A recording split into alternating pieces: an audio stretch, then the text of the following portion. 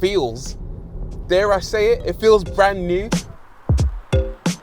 Hey guys, welcome back to our cheap used electric car series. In case you've missed episode 1, I've just bought the cheapest used Nissan Leaf on all of Autotrader.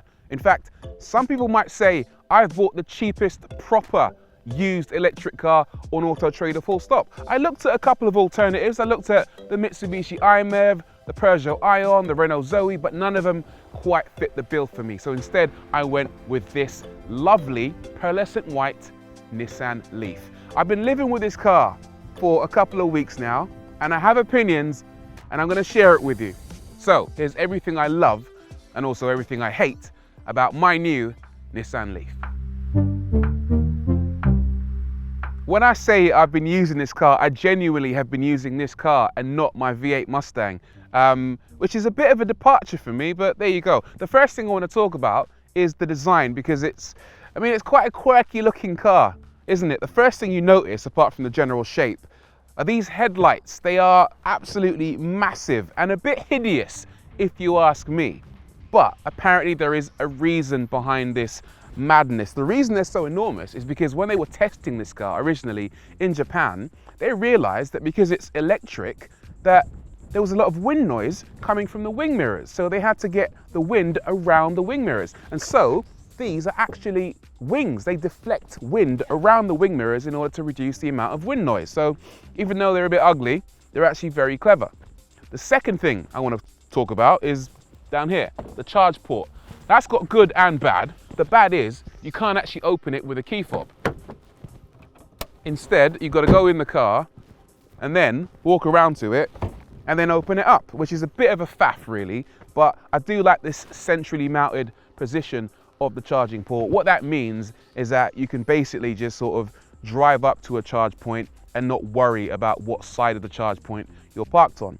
The actual chargers, well, that's good and bad as well. This is a CHAdeMO charger on the left-hand side. That's your DC rapid charger. We don't really use that in the UK that much. Most new modern electric cars come with a CCS charger, so having a CHAdeMO might be a bit of a faff for some people, but that's not really a big deal because you're mostly going to end up using this Type 1 onboard charger, which is where you plug in your 3-pin granny plug or your Type 1 to Type 2 plug that you plug into your wall box at home.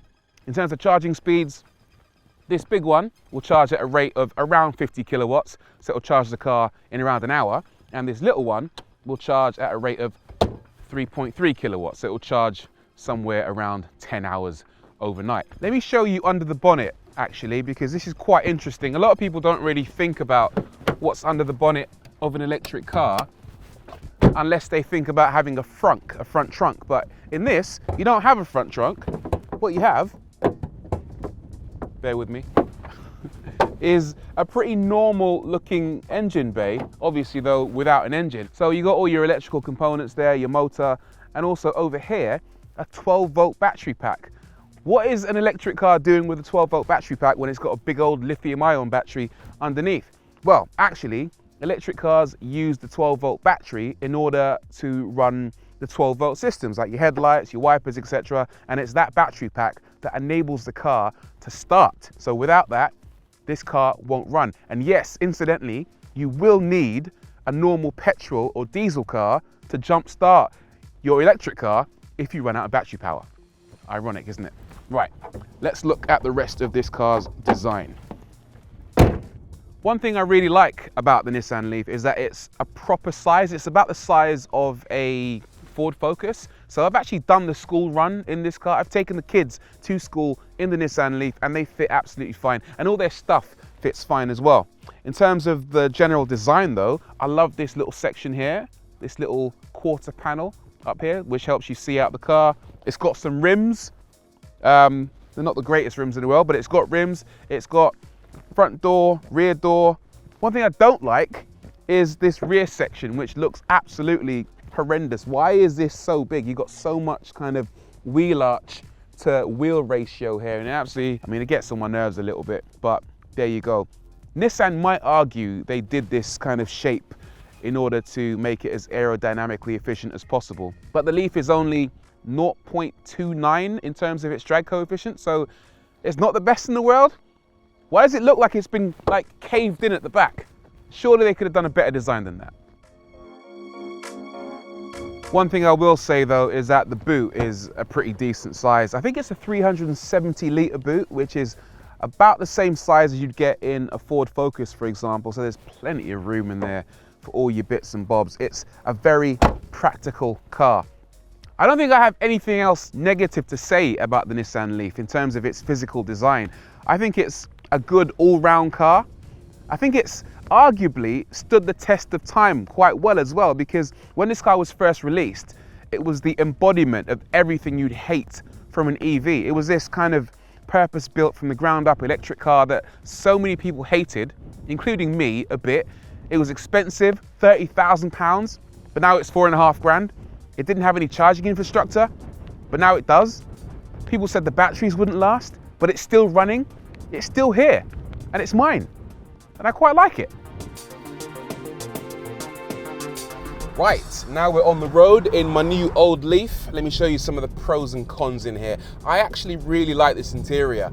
I think despite the fact that it looks a bit tired in places, there's a few scuffs on the shiny plastic on the center console, etc. But apart from that, it's quite nice. I like it. I also like the fact that it feels quite modern, and it felt really modern when it first came out, but even today it feels reasonably up to date. It's got this center stack in the middle with all your climate control and all your infotainment system, and that's a touchscreen, which at the time felt a bit unusual in a lot of cars, but here you are in a 10-year-old car with a touchscreen. It's also got this E button, which gives you access to your driving range and nearby charging stations. This is really cool actually, because it shows you your current location and a bubble around you to let you know exactly how far you might be able to travel. It's also got a digital driver display, which is quite common these days, but 10 years ago, that was almost unheard of. The other good thing about this is that it doesn't feel like a $4 grand car. It feels, dare I say it, it feels brand new. Often when you get into an older car, you expect it to feel a bit clunky, a bit ropey, a bit rough around the edges. You expect to hear squeaks and rattles and just little things that make you know that it's, you know, not fresh out the box. But this, there's nothing wrong with it. Honestly, I cannot identify a single thing that would point this out as being a 10-year-old car. But maybe the smell, it doesn't smell like a new car. But apart from that, it's so tightly put together, it's unbelievable. This was Nissan's first attempt at making an electric car, and I think they knocked it out the park, because this thing is just screwed down brilliantly. The other interesting thing is, whenever you get into an older car, you expect it to feel a bit ropey where the mechanicals are concerned. So the engine might have lost a few horsepower here and there, but in this, it still has all the pull that you'd expect from when it first rolled off the factory. It feels like nothing has changed over the years. So it feels fresh, it's quiet. I know electric cars are supposed to be quiet, but having a 10-year-old electric car is the best example of how electrification can contribute to additional refinement. And it's quite nippy as well. I remember when I first drove this car 10 years ago, being surprised at how quick it was. And with this, you put your foot down and it's got that instant pickup. It's got 107 horsepower and 280 Newton meters of torque, so it feels strong whenever you want to accelerate and overtake. It'll do 0 to 62 in just under 10 seconds, and it's a surprisingly nippy car. Now, the elephant in the room, the battery. Let's talk about range. When the Leaf first came out, it was released with a 24 kilowatt hour battery pack, which was good for a real world range of about 18 miles. However, over time, the battery will deteriorate. And one of the big reasons for that is that the battery in the Leaf, unlike some modern electric cars, is air-cooled rather than liquid-cooled.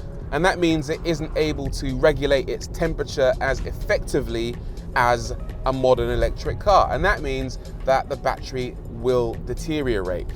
But Nissan are quite open about this. They have a battery health indicator on the right-hand side of your driver display with 12 bars to show the condition of the battery. This one has 8 bars out of 12, which means that it's lost 4 bars over its lifespan. So instead of doing 80 miles, I'd expect it's probably going to do closer to 60 miles. I am going to test that properly though. In a future episode, I'm actually going to do a range test to see exactly how far this can go, both in normal mode and in eco mode, because you do get a couple of miles extra with eco mode. So you can figure out for yourself whether an electric car like this can actually fit into your lifestyle. On the whole though, I am massively pleased with this purchase. You got to remember, when the Nissan Leaf first came out, it was £30,000. I've paid $4.5 grand for this one, and like I said to you, it feels like a new car. All right, there's a few bits here and there that aren't perfect, but I can fix those things, and I can make this pretty much as good as it was when it first rolled off the factory floor. Now, me and this car are gonna go on a pretty interesting journey. I'm gonna do some modifications to this thing. I'm gonna make it look better. I'm gonna make it faster, and I'm gonna make it desirable. So make sure that you stay tuned to Autotrader, watch this series, because I think that you guys might be quite impressed with how cool a used electric car might actually be. And also how much of a bargain. Right, thanks for watching guys. Don't forget to like, subscribe, and I'll see you on the next one. Peace.